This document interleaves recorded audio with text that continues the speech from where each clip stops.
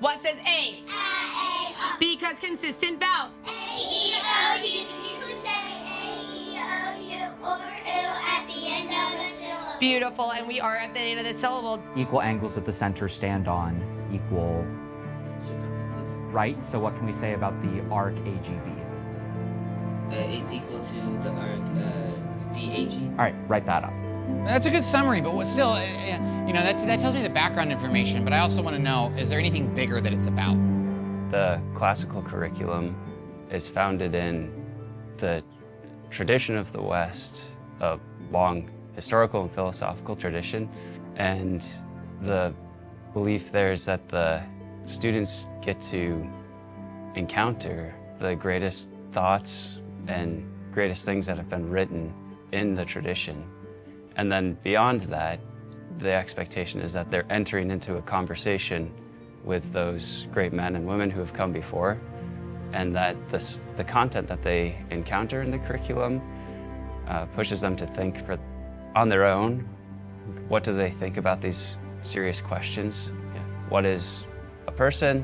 What is man's final end? Where is his happiness found? And then answer those questions in conversation with the tradition, and then among, themselves as a group of peers.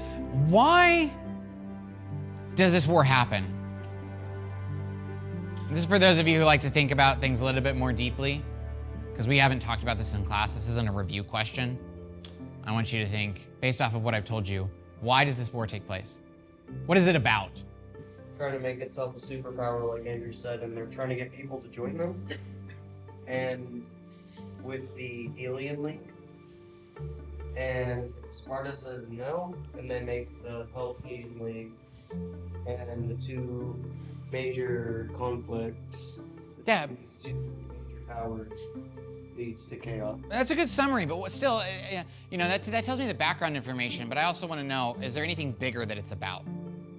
You can imagine both sides actually saying, why do they want this power? What do they want it for?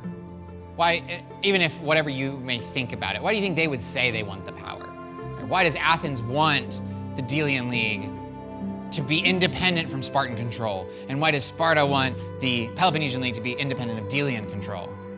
And think about it this way, once again, I always tell you, think about it the opposite. So what does Athens lose if Sparta's the top dog? And that's, I think, a bigger thing as well that's behind both of them, right? Are the Athenians going to be free to have democracy? Right? Are the Spartans going to be free to do what they want to do? Or is Athens going to tell them what to do, right? Yeah. We just shown big picture. We just shown that the greater circumference ACB is equal to the greater circumference DFE, and that the lesser circumference AGB is equal to the lesser circumference DAG, which is what we... Given what, though? That's what we need, right? It's not just greater circumference is always equal to greater circumference. Obviously not. So there's more to this prop than that. Given that both circles are equal to another. And? The chords and angles are equal to another. Pick one. Chords. Okay. Whole circles are equal. We have equal chords in them. They cut off equal arcs. The greater to the greater, the less to the less, which is what we wanted to prove. So the journey of truth, of seeking truth and finding truth, is important because this is what they will take with them the rest of their lives. They, depending on what they do in the future, they may not remember specific academic things, but truth that's awakened within them will form and shape them and society for the rest of their lives. So for younger students, they begin to connect the dots. They begin to see that there's a connection in life, and that truth is like that beautiful golden thread that is woven all throughout life. So whether they're studying mathematics or science or history, learning to read and spell better, truth actually is found in all of that. And there's a continuity to it that is so stabilizing to them. And they begin to be able to see both here and in their outside life that there's something greater than them, and that there's something more to discover in all of that. Why do we put a 2 above it? Because it said it seconds. Does it see me marked? No. This one? Yes. What am I marking? A. that we do use at the end of English words. How do we mark it? Underline it. Why do we underline it? Because two letters are working together to make one sound. Is our word marked? Yes. Beautiful. Put your pencils at the top of your desk.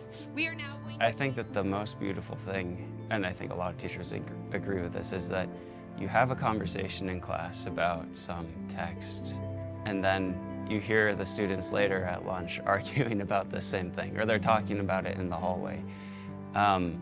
There's something there that they've realized this was important to talk about, you know, in the 1700s in ancient Greece, and it is important now. And it's almost like they now have their own stake in this conversation that's been around for centuries. Today I was in Carline, and a third grade girl walked up to me and said, "Mr. Garcia, I'm gonna test your Latin knowledge today." And I said, "Okay, it's very bad, so I probably will not pass this test." And honestly, she said some phrase in Latin that I couldn't understand. And then she told me what it meant, and then she said, "You need to work on your Latin, Mr. Garcia." And it gives me so much joy, honestly, to see children getting this education in the way that it changes them. And I see that being developed in my son here at Tulsa Classical Academy.